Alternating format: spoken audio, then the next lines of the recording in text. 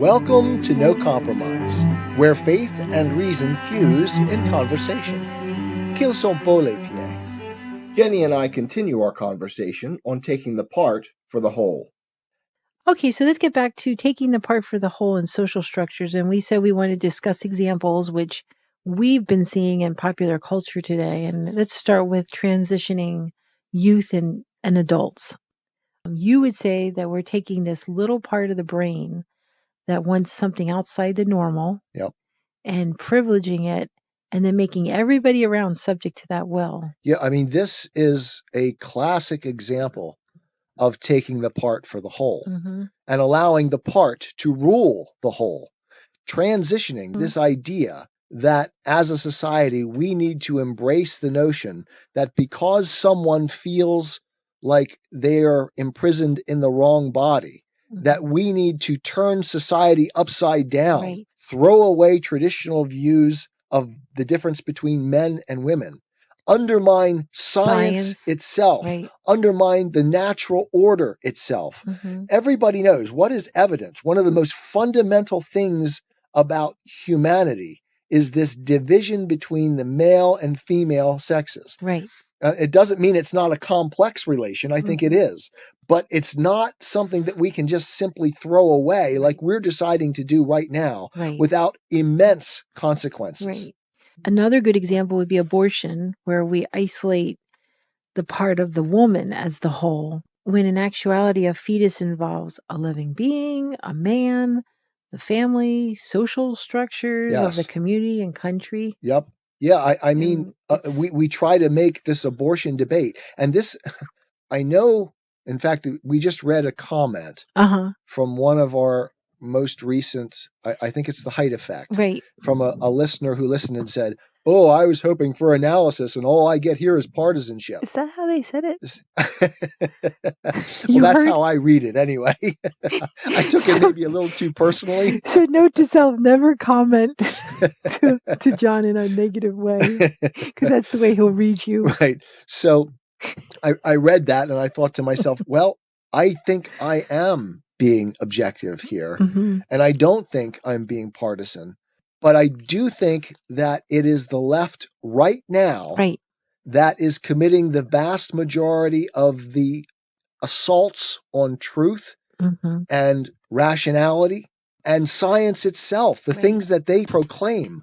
Remember, not too long ago, we did another series in which we talked about all of the signs in our neighborhood that say science matters. Yeah.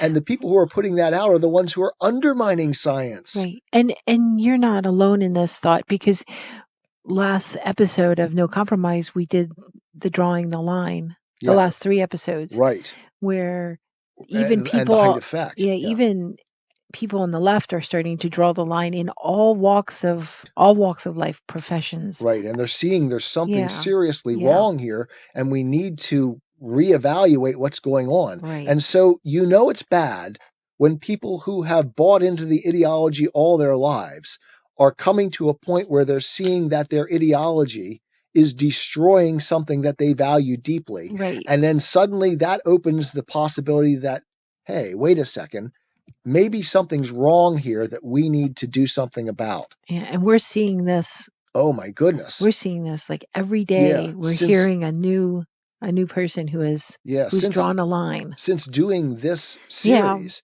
it's like every day we're seeing 2 or 3 examples of people who are saying, wait a second, this is craziness. Exactly. We need to turn back the clock here. So if you want to know what we're talking about, go back to our last 3 episodes of No Compromise called The Height Effect. Yes. Drawing the line. Right. Yeah. And so the abortion thing in particular, I didn't want to leave that go without saying more. The idea here is that you can take the woman's perspective that she doesn't want to bear a child now, right? And make that the whole of the issue. Instead of recognizing that, one, a woman wasn't alone in conceiving a child. This they want to ignore entirely. Men have no rights in relation to a child that they've helped produce in our society. And that's largely as a result of where we've come, of isolating the part and making it into the whole. she gets to decide everything here. Right. Well, wait a second. There's a child involved here. There's a man involved here. There's possibly... There's a family involved there's possibly here. Sisters and brothers or future sisters and brothers. Exactly. And they want to isolate the part and make it into the whole, right, rather than see the larger context. And this also involves that notion of unintended consequences, which is we've been complaining about for years. The left constantly does. Right. They think that if they jump in and solve this problem that they see, and they fix that, then that fixes everything. Right. Right. And they fail to see that in trying to fix that, they destroy hundreds of other things that end up doing more damage to the people they're trying to help than helping them. Exactly. So I think if we move on, the biggest example that we're seeing is the umbrella that's over everything, and that is the maternalization of the society and the infantilization of the populace. Yes. And that seems to be the overlying. And that's sort of a reaction. The left constantly calls the right reactionary.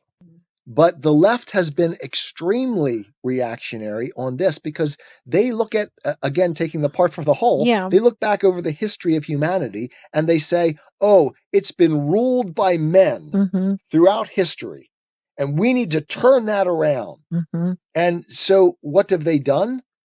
They've maternalized our society.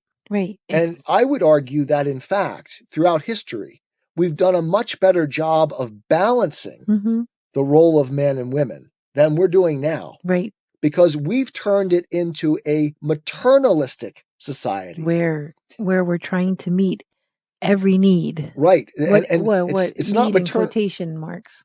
It's not maternal in the sense of a mother with a grown person, right? Because historically, that's right. The mother has to leave go, and then they go and they do their thing, and the mother has to leave go. Yeah. We're talking about the mother-infant dyad, where the infant makes anything known, and the mother has to take care of it. There is nothing wrong with a child when they need something, and therefore you must care for them 24/7. Right.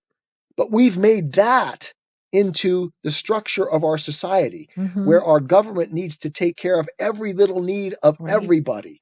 They need to be the helicopter parent in every instance, taking care of all the problems. Safety is the most important thing. Yes, our safety culture. So it's kind of like we exchanged the idea of Santa Claus or grandfather God for a coddling mother. Yes, exactly right. I mean?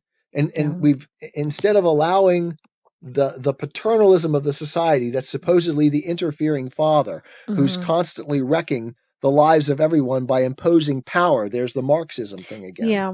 We've substituted the all-caring mother who jumps in and cares for everyone and protects the child from every possible danger around them, which is another way of destroying the society. And probably the best example of this of recent years is what we saw in COVID. Yes. And in that, it's like the economy was brought down, science was undermined, the government trust was lost. Right, Debbie Lerman. Even truth itself was disregarded, all in the name of safety and, making safety the part called safety. The part for the whole. For the whole, yeah. Yep. Yeah, the most important value. And then what ends up getting destroyed most in something like that is safety. It's the thing. It's the part that we made. Yeah. Made for the whole. And paradoxically, that seems to be the case all the time. Yeah, we're going to talk about that then. In fact, we sort of talked about the indirect way of how the COVID response took the part for the whole. We didn't talk specifically about taking the part for the whole, but that was kind of like a shadow in our discussions on No Compromise in episode number 12. Remember that? Hindsight is 2020. Yes. So that's something if you want to go back and listen to. And you did a Christian Atheist episode on it. That was episode number 65. And that was the update on the closing of our churches, where we talked in depth about the COVID response. Right. So at the top of this discussion, you said that all this struck you in the way you thought about original sin. So would you say this all starts way back before creation? Yeah. With Satan? Right. I mean, the biblical account of Satan and And since we're reading through Paradise Lost right now, John Milton's Paradise Lost. That's on our Simple Gifts podcast. If you go on your favorite podcasting app or on YouTube and just put in Paradise Lost with the Simple Gifts podcast with John Wise, you're going through the entire Paradise Lost. Right. And it is a fantastic poem. I've heard about it for so many years, and I was kind of anxious, but also a little scared to read it. Yeah. But it has been a true delight to read through. And it's only we're really enjoying it. It's only in like 10, 15-minute segments, right? Right. Yep. Yeah. So we've broken it up in a very easy access form for you. If you go on the Christian Atheist YouTube channel, there's an actual playlist, and it starts from the beginning. We haven't completed it yet. Right. So we're always adding, new parts to it. Right. But and in that then, so getting back to it, the story of Satan is very clearly presented as someone who, having been a created being, understood himself as a part within the greater whole that God had created. And as long as he plays his part and recognizes his part, he has value and importance, and everything is properly balanced. Right. But when he raises himself above that proper structure, then we get the origin of sin. Exactly. Right? So he sets himself up above God and seeks to create his own kingdom. Exactly. And that's what we call the pride of life. And in its own way, messing with the ethics that we talked about at the very first part of our section here today is doing exactly what Satan did. Exactly. And also everything that we do in society of raising one thing above another is that sense of the pride of life, of putting taking something out of the broader context, even though we don't fully ever understand the broader context. We take our rational structures and we think to ourselves, hey, this is really important. And so we decide we're going to make it more important than it really is, because in our minds it clearly is. And that's just the pride of life. Right. And so we raise ourselves up above the structure that God put in place, up above God. And again, Hegel, is playing the part of Satan here, in my view, because he did this at a level beyond what anything ever happened in history to this point. And that is setting us up, who knows, for the end times, I don't know. But I do think we are in an unprecedented place in history where we've raised ourselves, the human being, to a level of God. And we are going to reap the consequences of that. In fact, we are right now. Or simply put, elevating our will, which is the part, over God's will, which is the whole. Right, which is expressed throughout the whole and all of the structure. And how we each have a role to play. Like you said, Satan was part of that role and before creation. And that raises a really important point, because the things that we tend to raise up are good things. Yeah. And that's why it's so hard to refute the left. That's why it's so seductive. Who is going to say that it's wrong to be nice? Right. But it is wrong to be nice. Right. When it's raised beyond what it should be, because it destroys the other structures that surround it. It takes the context away. And that's what we're involved in. But it is so difficult. We were just talking to Micaiah about this this week, that it is very difficult to refute the arguments of the left. Right. Because they stand on real values. Right. So we're not saying that they're evil in that sense. We're saying that they have misapplied, they've misunderstood the structure. And they're missing really important points in raising something that is valid, but has been overvalued. Right. Or misvalued. Okay, so this is Isaiah 45, 9 through 12. Woe to those who quarrel with their maker. I mean, that's dead on, right? Because that's Satan from the very beginning. And that's everything we do when we raise ourselves above the structures that God has put in place. Right. Whether knowingly or unknowingly. Right. Those who are nothing but potsherds, among the potsherds on the ground. That is, we're just parts in the whole. Yeah. Does the clay say to the potter, what are you making? Does your work say, the potter has no hands? Woe to the one who says to a father, what have you begotten? Or to a mother, What have you brought to birth? This is what the Lord says, the Holy One of Israel, and its Maker.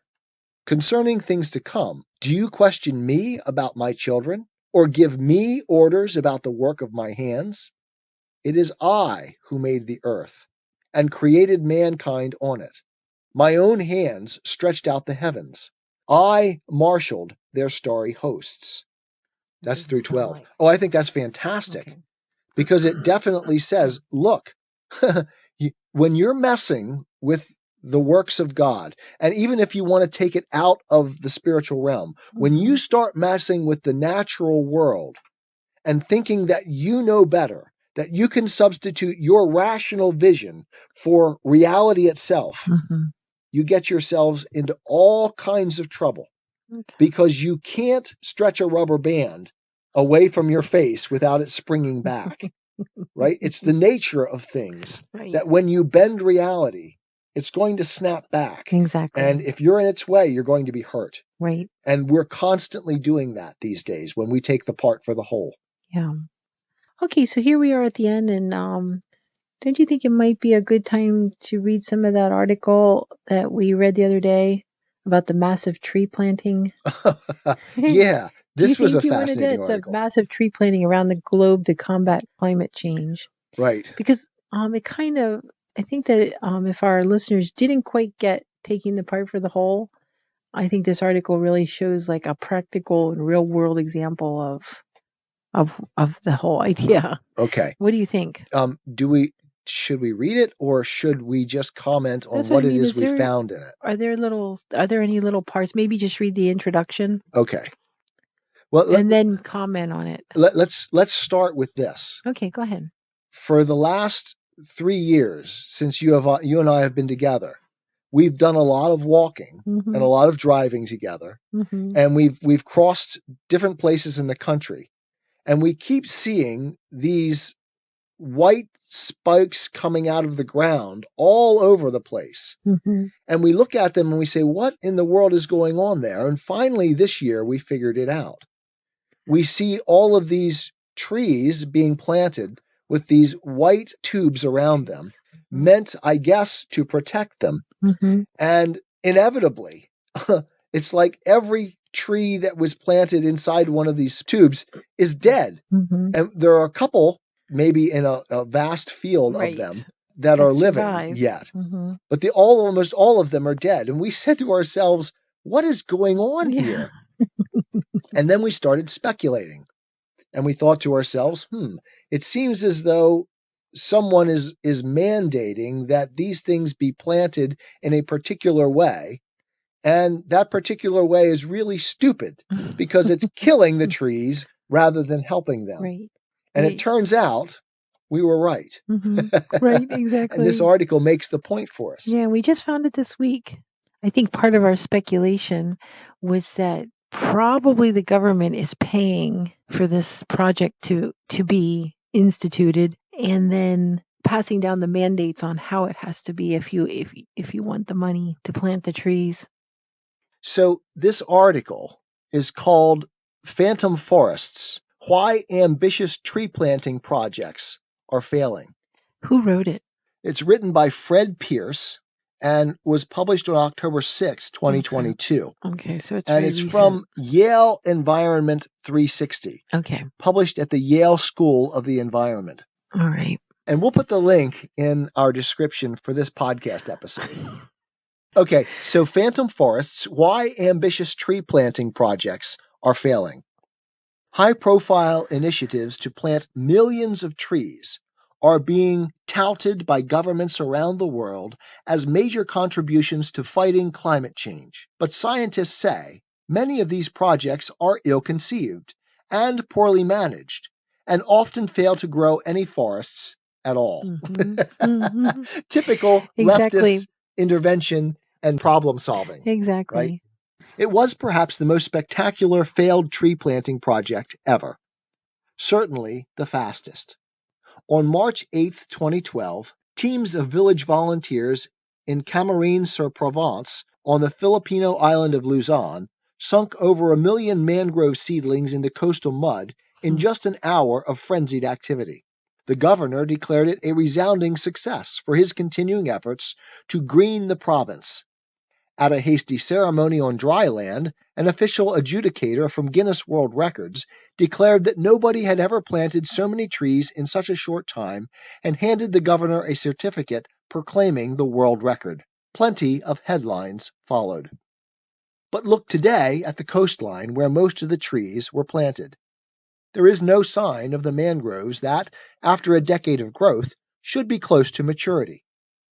An on-the-ground study published in 2020 by British mangrove restoration researcher Dominic Woodhouse, then of Bangor University in Wales, found that fewer than 2% of them had survived. The other 98% had died or were washed away. It was a complete disaster, agrees Jim Enright, former Asia coordinator of the U.S.-based nonprofit Mangrove Action Project. But no one that we know of from Guinness or the record planting proponents have carried out follow-up monitoring. Guinness has not responded to requests for comments. Such debacles are not unusual. Forest scientists say they are surprisingly frequent, and they warn that failed afforestation projects around the world threaten to undermine efforts to make planting a credible means of countering climate change by reducing carbon dioxide in the atmosphere or generating carbon credits for sale to companies to offset their emissions. There you have it.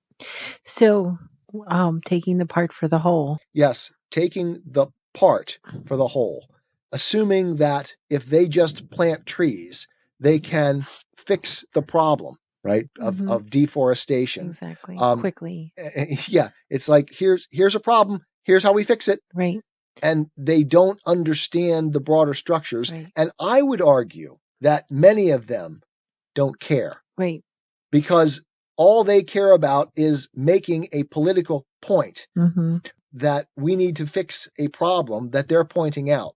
And later on in the article, they do say that the native people in the area, they were taking some of the trees out and begging them not to do it because it was taking their land away for their herding. Right. And so much of this is driven by an ideology of nature worship, right, of raising like the idea of the perfect notion of nature to a higher level than human value, right, and deciding that human beings are cancers on the planet, and that therefore the needs of human beings should be secondary at best, probably discounted, is what many of them would say. Right. And there's of course a large gradation in between those two